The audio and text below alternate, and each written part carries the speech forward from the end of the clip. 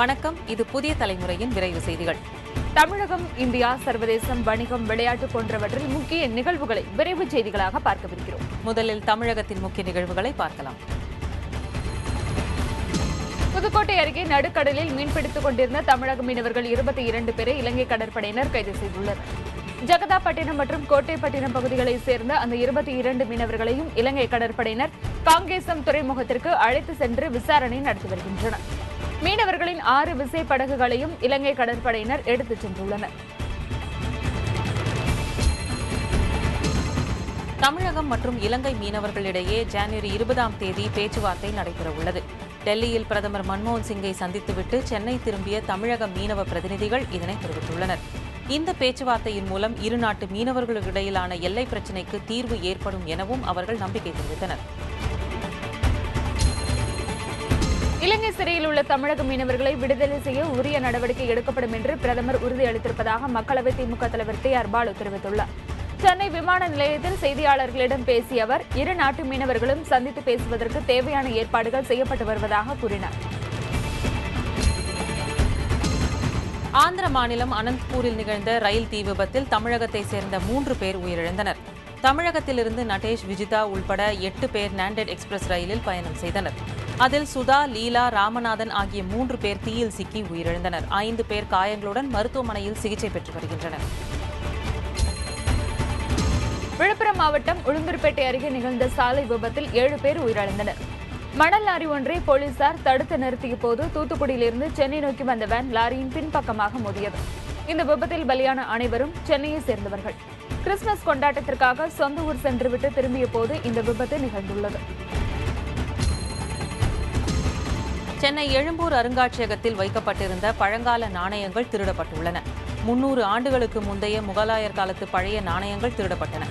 அத்துடன் அந்த காலத்தில் பயன்படுத்தப்பட்ட வாள், கத்தி உள்ளிட்ட ஆயுதங்களும் பழமையான அழகு சாதன பொருட்களும் திருடப்பட்டிருப்பதாக தெரியவந்துள்ளது. சம்பவம் குறித்து அருங்காட்சியக காவல்துறையினர் விசாரணை மேற்கொண்டுள்ளனர். புத்தாண்டையொட்டி தமிழகத்தில் டிசம்பர் 31 முதல் ஜனவரி 2 வரை 3 நாட்களுக்கு மது கடைகளை அரசு மூட வேண்டும் என பாட்டாளி மக்கள் கட்சி நிறுவனர் ராமதாஸ் வலியுறுத்தியிருக்கிறார். தமிழகத்தில் உள்ள நியாய விலை கடைகளில் மக்களுக்கு தேவையான பொருட்களை இருப்பு வைப்பதில் ஆர்வம் காட்டாத அரசு மது வகைகளை இருப்பு வைப்பதில் ஆர்வம் காட்டி வருவது கண்டிக்கத்தக்கது என்று அவர் தெரிவித்துள்ளார்.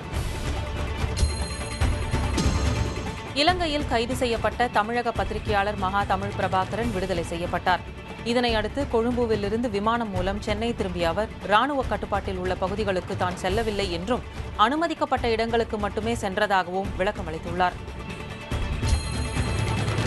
மேட்டூர் அனல் மின் நிலைய தொழிலாளர்களின் வேலைநிறுத்தம் வாபஸ் பெறப்பட்டுள்ளது. ஆனால் அனல் மின் நிலையத்தின் சில பராமரிப்பு பணிகள் தனியாரிடம் ஒப்படைக்கப்பட்டதை கண்டித்து தொழிலாளர்கள் வேலைநிறுத்தத்தில் ஈடுபட்டு வந்தனர். 2 நாட்களாக போராட்டம் நீடித்தது. இந்த நிலையில் தொழிலாளர்களின் கோரிக்கைகள் ஏற்கப்பட்டதால் போராட்டம் கைவிடப்பட்டது. கல்லூரிகளில் ஜூனியர் ரீசர்ச் ஃபெலோ அல்லது உதவி பேராசிரியர் பணியிடங்களுக்காக பல்கலைக்கழக மானியக்குழு நடத்தும் நெட் எனப்படும் தேசிய தகுதி தேர்வு இன்று நடைபெற்று வருகிறது. தமிழ், ஆங்கிலம், ஹிந்தி உள்ளிட்ட மொழி பாடங்கள், வரலாறு, பொருளாதாரம் உள்ளிட்ட கலைத்துறை பாடப்பிரிவுகளுக்கான தேர்வில் நாடு முழுவதும் லட்சக்கணக்கானோர் எழுதி வருகின்றனர். இதுவரை தமிழக நிகழ்வுகளை பார்த்தோம். இனி தேசிய அளவிலான முக்கிய செய்திகளை பார்க்கலாம். டெல்லி முதலமைச்சராக அரவிந்த் கெஜ்ரிவால் பதவியேற்ற முதல் நாளிலேயே முக்கிய துறைகளின் அதிகாரிகள் 9 பேர் இடமாற்றம் செய்யப்பட்டுள்ளனர். இது அதிகாரிகளுக்கு எதிரான நடவடிக்கை இல்லை என்று விளக்கம் அளித்துள்ள கெஜ்ரிவால், அதிகாரிகள் நேர்மையாக மக்கள் பணியாற்ற வேண்டும் என்று கேட்டுக் கொண்டுள்ளார்.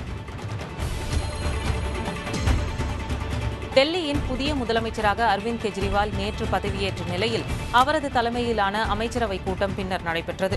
இதில் அமைச்சர்கள் மற்றும் அதிகாரிகள் சிகப்பு சுழல் விளக்கு பொருத்தப்பட்ட வாகனங்களை பயன்படுத்தக்கூடாது என முடிவெடுக்கப்பட்டது. டெல்லி சட்டப்பேரவையின் முதல் கூட்டத்தொடர் ஜனவரி 1ஆம் தேதி தொடங்குகிறது. அரவிந்த் கெஜ்ரிவால் தலைமையிலான புதிய அரசு மீதான நம்பிக்கை வாக்கெடுப்பு 2ஆம் தேதி நடைபெறவுள்ளது. ஜனவரி 3ஆம் தேதி சபாநாயகர் மற்றும் துணை சபாநாயகர் தேர்தல் நடைபெறும் என அறிவிக்கப்பட்டுள்ளது.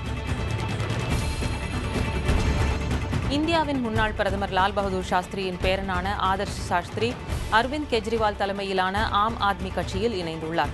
இதற்காக அமெரிக்காவின் ஆப்பிள் நிறுவனத்தில் தாம் செய்து வந்த பணியையும் அவர் ராஜினாமா செய்துள்ளார். ஆம் ஆத்மி கட்சியின் கொள்கைகள் லால் பகதூர் சாஸ்திரியின் கொள்கைகளோடு ஒத்துப்போவதாக அவர் கூறியுள்ளார். ஆந்திர மாநிலம் அனந்தபுரம் மாவட்டத்தில் நாண்டட் எக்ஸ்பிரஸ் ரயிலில் ஏற்பட்ட தீ விபத்தில் சிக்கி பலியானோர் எண்ணிக்கை 26ஆக உயர்ந்துள்ளது.